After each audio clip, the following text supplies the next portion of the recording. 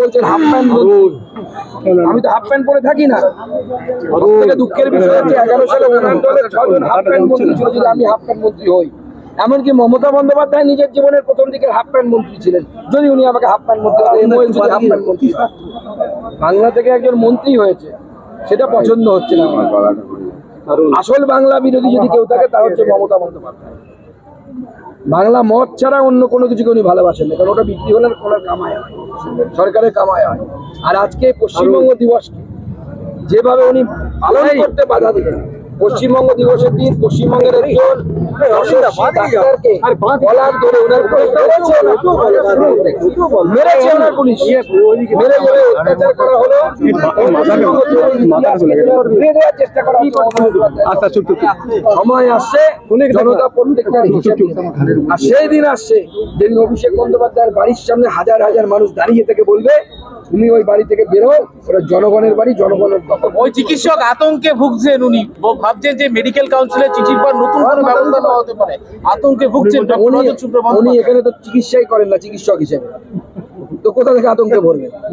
Medical council তারই উপরেই কাজ করতে পারে। মেডিকেল কাউন্সিল হচ্ছে MCI, medical council of India. ইন্ডিয়ার বাইরে যিনি ডাক্তারি করেছে তার উপরে কি স্টেপ নেবে? মেডিকেল কাউন্সিল তো সব ডাক্তারবাবুরা না, কিছু ডাক্তারবাবু তো তৃণমূলের গুন্ডাতে পরিণত হয়েছে, কুকুরের ডায়ালাইসিস করায় আর বাদ বাকি ভোটের সময় মারামারি করে ছাপ্পা মারে। ডাক্তারবাবুদের ভোটে ছাপ্পা পড়ে। সন্দীপ ঘোষ MCI এর আরেকটা লিডার, সে তো জেলের ভেতরে। মুখ্যমন্ত্রী বারে বারে গণতন্ত্র বলে, কি গণতন্ত্র নির্যাতন? মুখ্যমন্ত্রী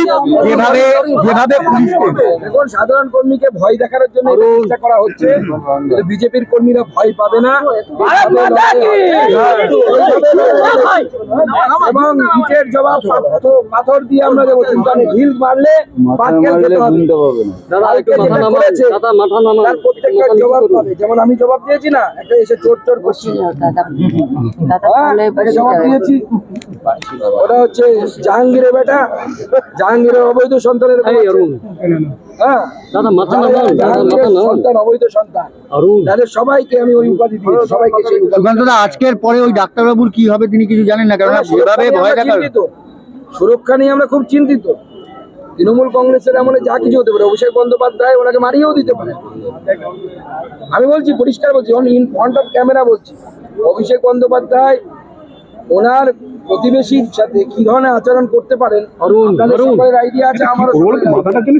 আমরা সেই জন্য ওনার চিন্তিত।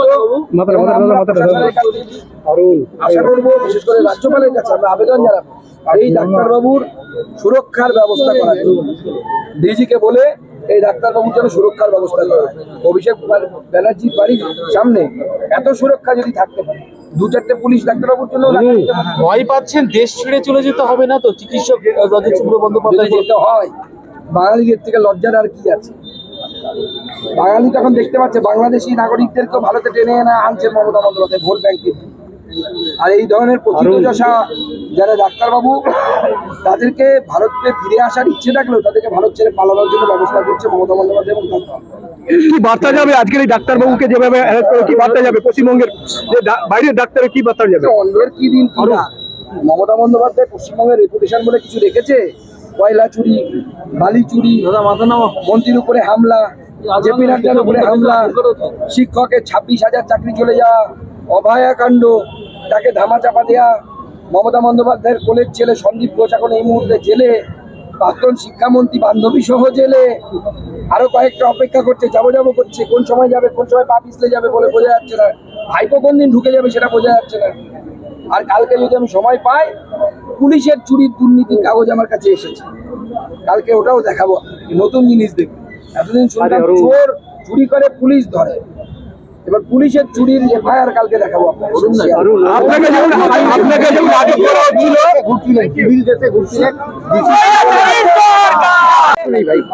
ব্যায়াম করতে বলুন আর সাপ্লিমেন্ট খেতে বলুন, ওই দিয়ে ওনার চলবে। অবশ্যই আদালতের দ্বারস্থ হবো, আমি ওই বাড়িতে যাবো। পুলিশ আপনাদেরকে বলেছে তো যে আগে থেকে জানালে পরে যেতে দেবে, আমি আগে থেকে জানাবো, দেখবে আবার যেতে দেবে। তারপরে প্রয়োজনে কোর্টে যাব, কোর্টে গিয়ে ওই বাড়িতে যাব যে মা যার চোখের জল আজকে অভিষেক ব্যানার্জি এবং কলকাতা পুলিশ ফেলতে বাধ্য করেছে সেই 86 বছর বয়স্কা মহিলা, যার পরিবার ভারতের জন্য স্বাধীনতা সংগ্রাম করেনি। তৃণমূল কংগ্রেসের অভিষেক ব্যানার্জি পরিবারে কেউ স্বাধীনতা সংগ্রাম করেছে বলে আমার তো অন্ততপক্ষে জানা নেই। অন্ততপক্ষে সম্মানটা করতে হবে। 25 বছর একটি একটি বিদেশে এই কাজ করে আসা ডাক্তারবাবুকে এইভাবে তুলে না এনে না তাকে আমন্ত্রণ করে গিয়ে নবান্নে গিয়ে মুখ্যমন্ত্রী শোনা উচিত যে স্বাস্থ্য ব্যবস্থাটা কিভাবে কিভাবে চললে আমরা আগামী দিনে ভালো জায়গায় পৌঁছাতে পারবো, সেইটা নেওয়া উচিত। সুকান্ত দা, বারবার কেন আপনাকে এরকম টার্গেট করা হচ্ছে? গতবার একটু লাভটা দে। পশ্চিমবঙ্গ দিবসের দিন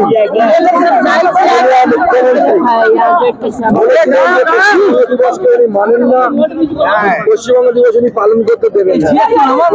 আজকে তার জন্য প্রতি পদে আমরা বাধা পেলাম। আমি কোথায় যাবো? আজকে কথা বলতে আমাদের যেভাবে হেনস্থা করা হলো সেটা বিদেশের মাধ্যমে ভারতের